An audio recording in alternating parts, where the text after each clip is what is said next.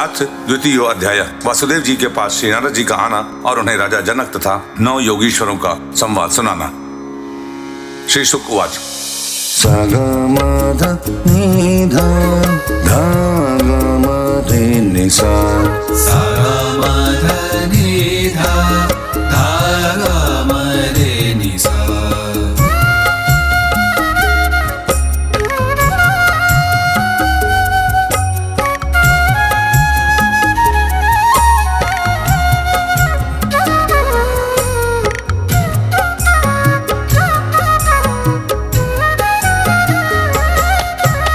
गोविंद भुज गोकायां वरवत्यां कुरुद्वः अवात्सी नारदो भीष्मं कृष्णोपासनलालसः। श्री सुखदेव जी कहते हैं, कुरुनंदन, देवर्षि नारद के मन में भगवान श्री कृष्ण की सन्निधि में रहने की बड़ी लालसा थी। इसीलिए वे श्री कृष्ण के निज बाहुओं से सुरक्षित द्वारका में, जहाँ दक्ष आदि के शाप का कोई भय नहीं था, विदा कर देने पर भी पुनः पुनः आकर प्रयाह ही करते थे। राजन इंद्रियवान मुकुंद चरणाम्बुजं न भजे सर्वतो मृत्युं कृपास्य नरोत्तमः। राजन, ऐसा कौन प्राणी है जिसे इंद्रियां तो प्राप्त हों और वह भगवान के ब्रह्मा आदि बड़े बड़े देवताओं के भी उपास्य चरण कमलों की दिव्य गंध, मधुर मकरंद रस, अलौकिक रूप, माधुरी, सुकुमार स्पर्श और मंगलमय ध्वनि का सेवन करना न चाहे, क्योंकि यह बेचारा प्राणी सब ओर से मृत्यु से ही घिरा हुआ है।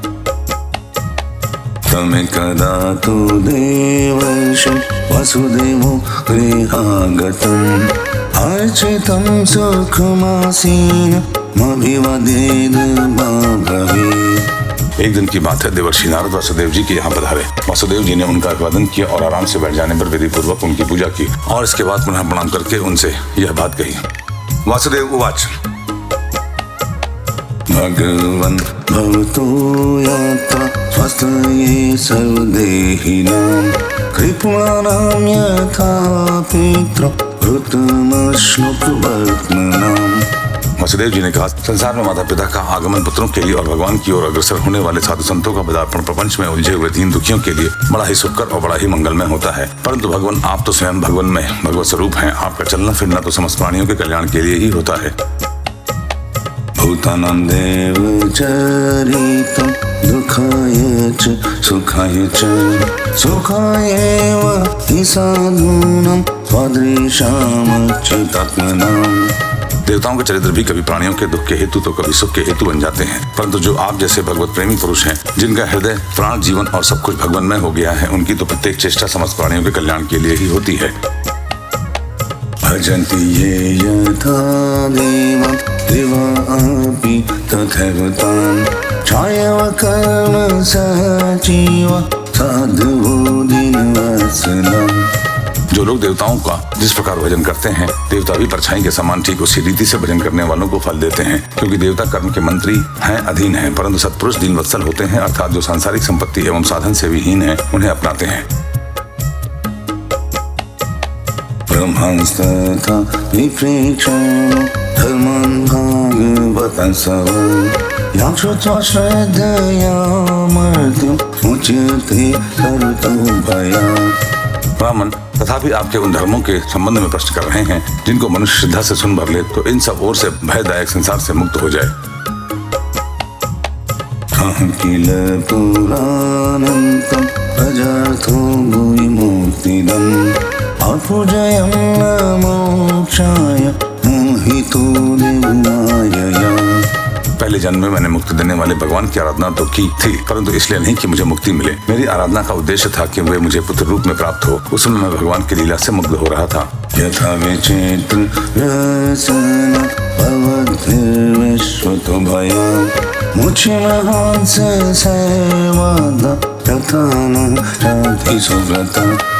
सुव्रत, अब आप मुझे ऐसा उपदेश दीजिए जिससे मैं इस जन्म मृत्यु भयावह संसार से, जिसमें दुख भी सुख, विचित्र और मोहक रूप धारण करके सामने आते हैं, अनायास ही पार हो जाऊं। श्री शुक उवाच। रजनिवं कृत प्रश्नो वसुदेवेन धीमता प्रीतस्ते महादेवर्षि हरिः संस्मृतो गुणः। श्री सुखदेव जी कहते हैं, राजन, बुद्धिमान वसुदेव जी ने भगवान के स्वरूप और गुण आदि के श्रवण के अभिप्राय से ही यह प्रश्न किया था। देवर्षि नारद उनका प्रश्न सुनकर भगवान के अचिंत्य अनंत कल्याण में गुणों के स्मरण में तन्मय हो गए और प्रेम एवं आनंद में भरकर वसुदेव जी से बोले। नारद वाच सम्यगेतव्यवसितं भवता सतुतर्षभो यत्प्रेक्षसे भागवता धर्मं स्वं विश्वभावनाम्। नारद जी ने कहा, यदुवंशी शिरोमणि, तुम्हारा यह निश्चय बहुत ही सुंदर है, क्योंकि यह भागवत धर्म के संबंध में है जो सारे विश्व को जीवन दान देने वाला है, पवित्र करने वाला है। श्रुतोनुपाटितो धातु आदृशो अनुमोदितः सगर्भूनाति सगर्भ देव विश्वरूपोऽपि। वसुदेव जी, यह भागवत धर्म एक ऐसी वस्तु है जिसे कानों से सुनने, वाणी से उच्चारण करने, चित्त से स्मरण करने, हृदय से स्वीकार करने या हमसे कोई इसका पालन करने जा रहा हो तो उसका अनुमोदन करने से ही मनुष्य उसी क्षण पवित्र हो जाता है, चाहे वह भगवान का एवं सारे संसार का द्रोही ही क्यों न हो। त्वया परम कल्याण श्रवण कीर्तन स्मरतो भगवानद्य देवो नारायणो मम। जिनके गुण, लीला और नाम आदि का श्रवण तथा कीर्तन पतितों को भी पावन करने वाला है, उन्हीं परम कल्याण स्वरूप मेरे आराध्य देव भगवान नारायण का तुमने आज मुझे स्मरण कराया है। अत्राप्यो न हरन्ति मिथ्यासं पुरातनम् आर्षभाणं च संवादं विदेहस्यात्मनम्। वासुदेव जी, तुमने मुझसे जो प्रश्न किया है इसके संबंध में संत पुरुष एक प्राचीन इतिहास कहा करते हैं। वह इतिहास है ऋषभ के पुत्र 9 योगीश्वरों और महात्मा विदेह का शुभ संवाद। प्रियव्रतो नाम सूतो मनो स्वयं भुवस्य यः तस्याग्निध्रस्ततो नाभि विश्वभसच्युतः स्मृतः। तुम जानते ही हो कि स्वयंभू मनु के एक प्रसिद्ध पुत्र थे प्रियव्रत। प्रियव्रत के आग्नेध्र, आग्नेध्र के नाभि और नाभि के पुत्र हुए ऋषभ। तमहुर्वासुदेवांशं मोक्षधर्मविवक्षया अवतीर्णं सुतशतं तस्यासीत् ब्रह्मभार्गवम्। शास्त्रों ने उन्हें भगवान वासुदेव का अंश कहा है। मोक्ष धर्म का उपदेश करने के लिए उन्होंने अवतार ग्रहण किया था। उनके 100 पुत्र थे और सबके सब वेदों के पारदर्शी विद्वान थे। तेषां वै भरतो ज्येष्ठो नारायणः परायणः विख्यातं अश्वमेधं यन्नाम्ना भरतमद्भुतम्।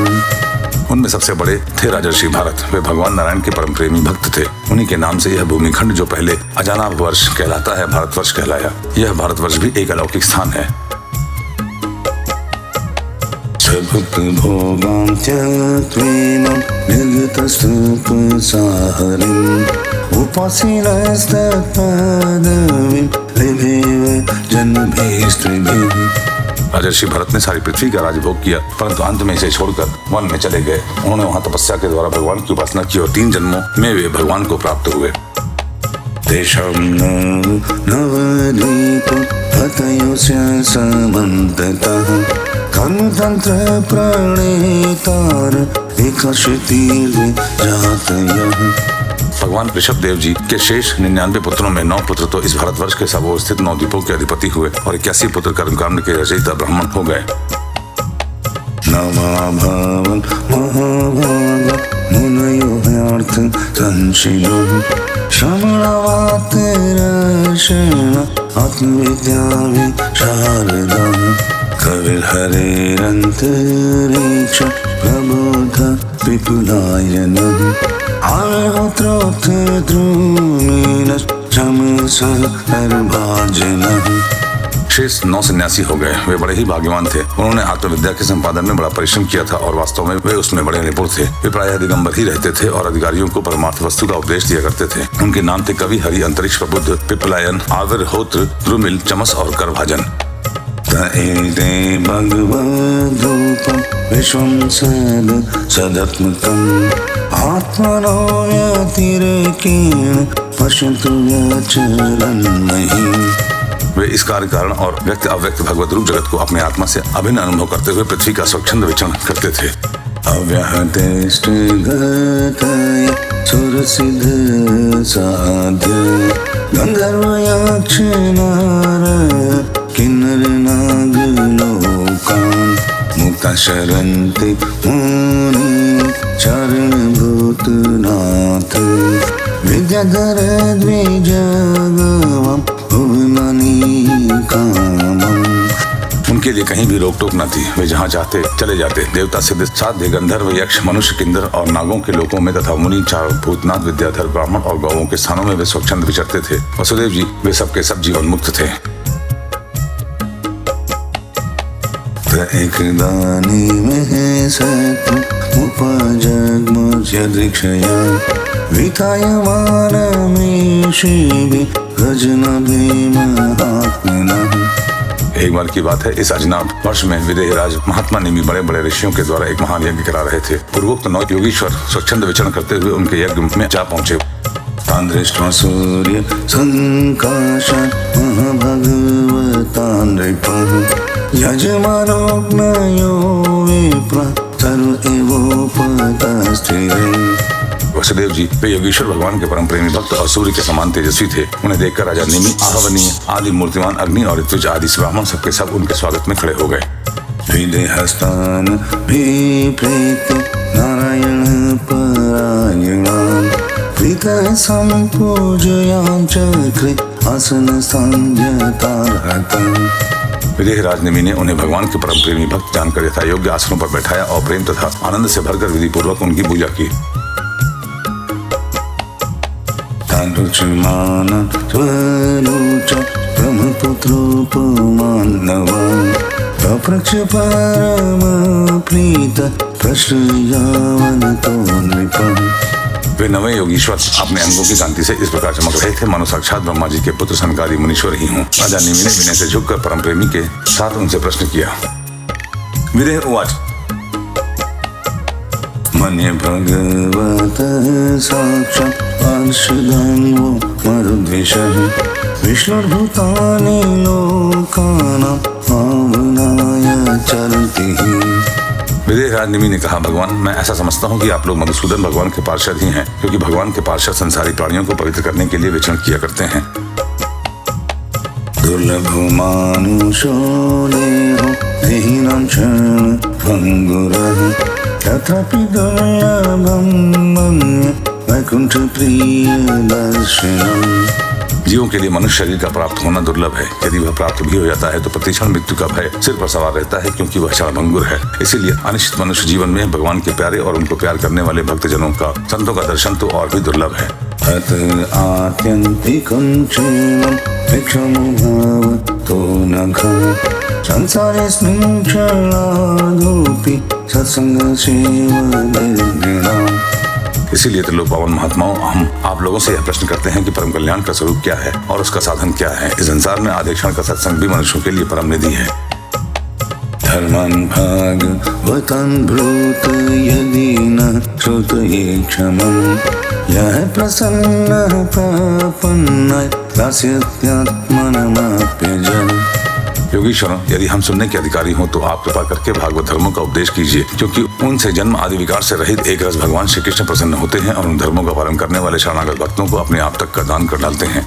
श्री नारद वाच एवं ते निमिना प्रेष्ठा वासुदेव महात्मा प्रतिपूजा ब्रुवं प्रीत्या ससदस्य द्विजं नृपम्।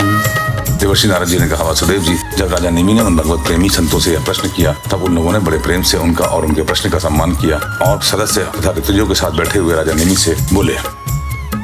कबीर वाच मने कुतश्चेत् अयमच्युतस्य पादाम्बुजोपासनमतनित्यम् उद्विग्न बुद्धेर सदात्मभावा विश्वात्मना यत्र निवर्तते। पहले उन 9 योगीश्वरों में से कवि ने कहा, राजन भक्त जनों के हृदय से कभी दूर न होने वाले अच्युत भगवान के चरणों की नित्य निरंतर उपासना ही इस संसार में परम कल्याण, आंतरिक क्षेम और सर्वथा भय शून्य है, ऐसा मेरा निश्चित मत है। देह गेह आदि तुच्छ एवं असत पदार्थों में अहंता और ममता हो जाने के कारण जिन लोगों की विचित्र वृत्ति उद्विग्न हो रही है, उनका भय भी इस उपासना का अनुष्ठान करने पर पूर्णतया निवृत्त हो जाता है। ये वे भगवता प्रोक्ता उपायात्मलब्धये अंजपुं सामवेदोष विधि भगवतहितान्। भगवान ने भोले भाले अज्ञानी पुरुषों को भी सुगमता से साक्षात अपनी प्राप्ति के लिए जो उपाय स्वयं श्रीमुख से बतलाए हैं उन्हें ही भागवत धर्म समझो।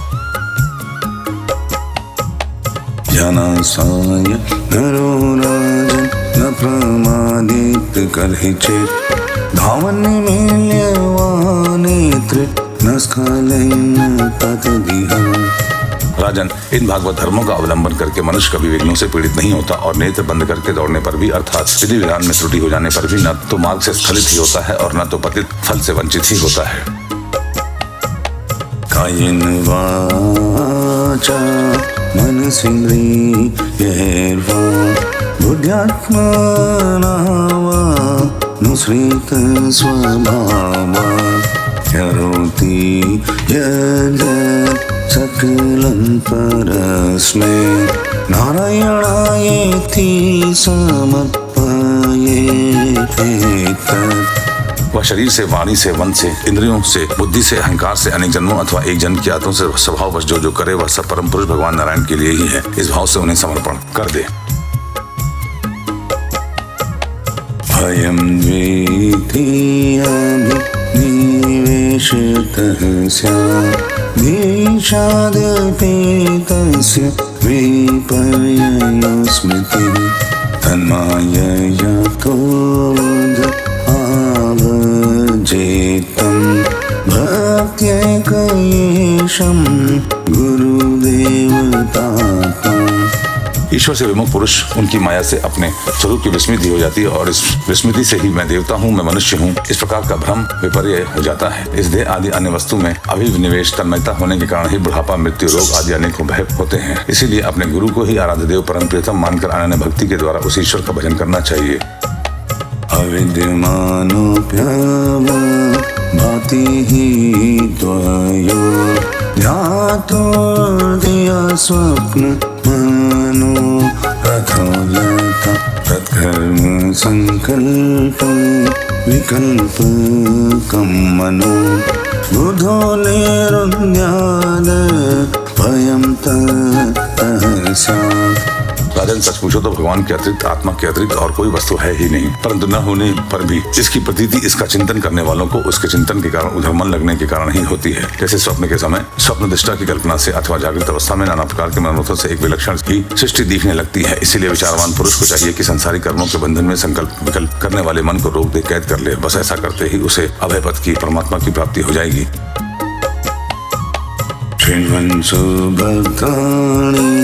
प्रतांग पाणे जन्मानि कर्माणि जयानि लोके गीतानि नामानि तदर्थकानि गायन् विलज्जो विचरेद संगम्। संसार में भगवान की जन्म और लीला की बहुत सी मंगलमय कथाएं प्रसिद्ध हैं, उनको सुनते रहना चाहिए। उन गुणों और लीलाओं का स्मरण दिलाने वाले भगवान के बहुत से नाम भी प्रसिद्ध हैं। लाज संकोच छोड़कर उनका गान करते रहना चाहिए। इस प्रकार किसी भी व्यक्ति, वस्तु और स्थान में आसक्ति न करके विचरण करते रहना चाहिए। एवं व्रत स्वप्रिय नाम कीर्त्या जातानुरागो धृत चेतोऽच असत्यतु रोदिति प्रतिगाय युन्मादवनृत्यति लोकबाह्यः। जो इस प्रकार शुद्ध व्रत नियम ले लेता है, उसके हृदय में अपने परम प्रियतम प्रभु के नाम कीर्तन से अनुराग प्रेम का अंकुर उगाता है। उसका चित्त द्रवित हो जाता है। अब वह असाधारण लोगों की स्थिति से ऊपर उठ जाता है, लोगों की मान्यताओं धारणाओं से परे हो जाता है। दम्भ से नहीं, स्वभाव से ही मतवाला सा होकर कभी खिलखिलाकर हंसने लगता है तो कभी फूट फूट कर रोने लगता है। कभी ऊंचे स्वर से भगवान को पुकारने लगता है तो कभी मधुर स्वर से उसके गुणों का गान करने लगता है। कभी कभी वह अपने प्रियतम को अपने नेत्रों के सामने अनुभव करता है, तब उन्हें रिझाने के लिए नृत्य भी करने लगता है। खंबायोमग्निं सलिलं महीं च ज्योतिंषि सत्त्वानि दिशो द्रोणादि सरित्समुद्राश्च हरे शरीरं यत्किञ्च भूतं प्रणमेदनन्यम्। राजन, यह आकाश, वायु, अग्नि, जल, पृथ्वी, ग्रह, नक्षत्र, प्राणी, दिशाएं, वृक्ष, वनस्पति, नदी, समुद्र, सब के सब भगवान के शरीर हैं। सभी रूपों में स्वयं भगवान प्रकट हैं। ऐसा समझकर वह जो कोई भी उनके सामने आ जाता है, चाहे वह प्राणी हो या अप्राणी, उसे अनन्य भाव से, भगवत भाव से प्रणाम करता है। भक्ति परेशानुभवो विरक्ति धन्यत्र चैष त्रिक एक कालः प्रपद्यमानस्य यथा स्नातस्यो सृष्टि पुष्टि क्षुद पायोनुदासम्। जैसे भोजन करने वाले को प्रत्येक ग्रास के साथ ही तुष्टि, पुष्टि और शुद्धाग्निवृत्ति ये तीनों एक साथ खोजते जाते हैं, वैसे ही जो मनुष्य भगवान की शरण लेकर उनका भजन करने लगता है, उसे भजन के प्रत्येक क्षण में भगवान के प्रति प्रेम, अपनी प्रेमास्पद प्रभु के स्वरूप का अनुभव और उनके अतिरिक्त अन्य वस्तुओं में वैराग्य, इन तीनों की एक साथ ही प्राप्ति होती है।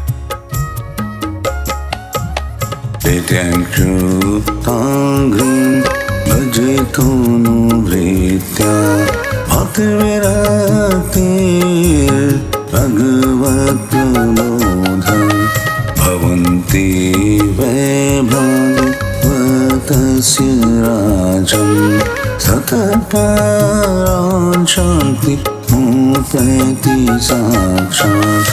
राजन, इस प्रकार जो प्रतिक्षण एक एक व्यक्ति के द्वारा भगवान के चरण कमलों का ही भजन करता है, उसे भगवान के प्रति प्रेममयी भक्ति, संसार के प्रति वैराग्य और अपने प्रियतम भगवान के स्वरूप की स्फूर्ति, ये सब अवश्य ही प्राप्त होते हैं। जब वह भागवत हो जाता है और जब ये सब प्राप्त हो जाते हैं, तब वह स्वयं परम शांति का अनुभव करने लगता है। राजोवाच अथ भगवतं ब्रूत यधर्मो यादृशनृणाम् यथा चरति यद्ब्रूते यलिङ्गर्भगवत्प्रियः। राजा नेमि ने पूछा, योगीश्वर, अब आप कृपा करके भगवत भक्त का लक्षण वर्णन कीजिए। उसके क्या धर्म है और कैसा स्वभाव होता है, वह मनुष्य के साथ व्यवहार करते समय कैसा आचरण करता है, क्या बोलता है और किन लक्षणों के साथ भगवान का प्यारा होता है। हरिर्वाच सर्वभूतेषु यः पश्यत् भगवद्भावमात्मनः भूतानि भगवत्यात्मन् यश भागवोत्तमः। अब 9 योगीश्वरों ने दूसरे हरि जी से बोले, राजन, आत्मस्वरूप भगवान समस्त प्राणियों में आत्मा रूप से निरंतर रूप से स्थित है, जो कहीं भी न्यूनाधिकता न देखकर सर्वत्र परिपूर्ण भगवत सत्ता को ही देखता है और साथ ही समस्त प्राणी और समस्त पदार्थ आत्मस्वरूप भगवान में ही आधे रूप से अथवा अध्यस्त रूप से स्थित है, अर्थात वास्तव में भगवत स्वरूप ही है। इस प्रकार का जिसका अनुभव है, ऐसी जिसकी सिद्ध दृष्टि है, उसे भगवान का परम प्रेमी उत्तम भागवत समझना चाहिए। ईश्वरे तदधीनेषु मनुष्येषु जीशस्सु च प्रेम मैत्री कृपोपेक्षा यः करोति समध्यमः। जो भगवान से प्रेम, उनके भक्तों से मित्रता, दुखी और अज्ञानियों पर कृपा तथा भगवान से द्वेष करने वालों की उपेक्षा करता है, वह मध्यम कोटि का भागवत है। आचयमेव हरये पूजं यः श्रेदयहते न तद्भक्तेषु चान्येषु स भक्तः प्राकृतस्मितः। और जो भगवान की अर्चा, विग्रह, मूर्ति आदि की पूजा तो श्रद्धा से करता है, परंतु भगवान के भक्तों या दूसरे लोगों की विशेष सेवा शुश्रूषा नहीं करता, वह साधारण श्रेणी का भगवत भक्त है। गृहीत्वापेन्द्रियैरर्थं यो न द्वेष्टि हरिष्यति विश्वमायामेदं पश्यन् स वै भागवतोत्तमः। जो श्रोत्र, नेत्र आदि इंद्रियों के द्वारा शब्द रूप आदि विषयों का ग्रहण तो करता है, परंतु अपनी इच्छा के प्रतिकूल विषयों से द्वेष नहीं करता और अनुकूल विषयों के मिलने पर हर्षित नहीं होता, उसकी यह दृष्टि बनी रहती है कि यह सब हमारे भगवान की माया है, वह पुरुष उत्तम भागवत है। देहेन्द्रिय प्राणमनोधियां यो जन्म प्रयाक्षमाय दर्श कृच्छ्र संसार धर्मैर्विमुह्यमानः स्मृत्य हरे भागवत प्रधानः। संसार के धर्म में है जन्म, मृत्यु, भूख, प्यास, श्रम, कष्ट, भय और तृष्णा। ये क्रमशः शरीर, प्राण, इंद्रिय, मन और बुद्धि को प्राप्त होते ही रहते हैं। जो पुरुष भगवान की स्मृति में इतना तन्मय रहता है कि इनके बार बार होते जाते रहने पर भी उससे मोहित नहीं होता, पराभूत नहीं होता, वह उत्तम भागवत है।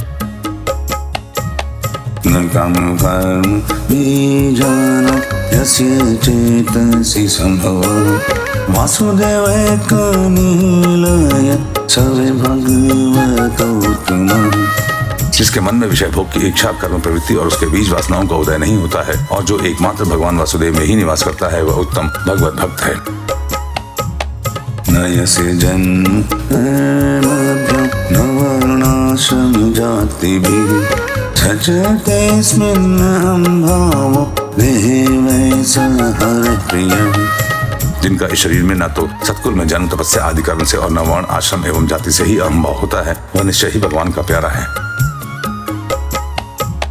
नयस्य स्वपर इति स्वप्निवाभिधा सर्वभूत समः शांत सवे भगवतोत्तमः। जो धन संपत्ति अथवा शरीर आदि में यह अपना है और यह पराया, इस प्रकार का भेदभाव नहीं रखता, समस्त पदार्थों में समस्वरूप परमात्मा को देखता रहता है, समभाव रखता है तथा किसी भी घटना अथवा संकल्प से विक्षिप्त न होकर शांत रहता है, वह भगवान का उत्तम भक्त है। त्रिभुवन विभव एकवेप्य कुंठ स्मृतिरजितात्म सुरादिभिर्विज्ञया न चलति भगवत् पदार विन्दालवनि मेषार्धमपि यः स वैष्णवाग्रयः। राजन, बड़े बड़े देवता और ऋषि मुनि भी अपने अंतःकरण को भगवानमय बनाते हुए जिन्हें ढूंढते रहते हैं, भगवान के ऐसे चरण कमलों से आधे क्षण आधे पल के लिए भी जो नहीं हटता और निरंतर उन चरणों की सन्निधि और सेवा में ही संलग्न रहता है, यहाँ तक कि कोई स्वयं उसे त्रिभुवन की राजलक्ष्मी दे भी दे तो वह भगवत स्मृति का तार नहीं तोड़ता, उस राजलक्ष्मी की ओर ध्यान नहीं देता। वही पुरुष वास्तव में भगवत भक्त वैष्णवों में अग्रगण्य है, सबसे श्रेष्ठ है। भगवत उरुवेक मांघ्री शाखा नखमणि चंद्री कयानीरसतापे हृदि कथमुपसीदतां पुनः सा प्रभवती चंद्र इव प्रीतेर्कतापः। रासलीला के अवसर पर नृत्य गति से भांति भांति के पाद विन्यास करने वाले निखिल सौंदर्य माधुर्य निधि भगवान के चरणों की अंगुली नख की मणि चंद्रिका से चिन्ह शरणागत भक्त जनों के हृदय का विरहजन्य संताप एक बार दूर हो चुका है। उनके हृदय में वह फिर कैसे आ सकता है, जैसे चंद्रोदय होने पर सूर्य का ताप नहीं लग सकता।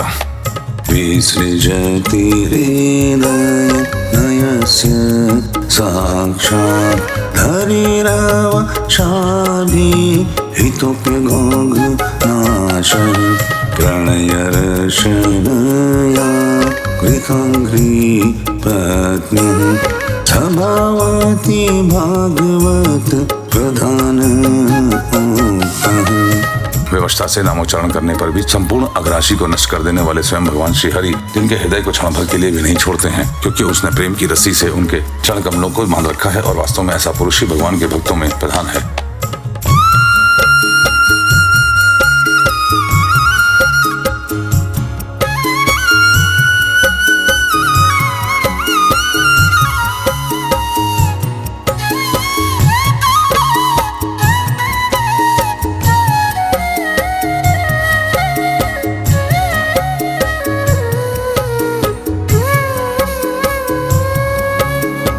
इति श्रीमद्भागवते महापुराणे पारमहंस्यां संहितायां एकादश स्कन्धे 2 अध्यायः।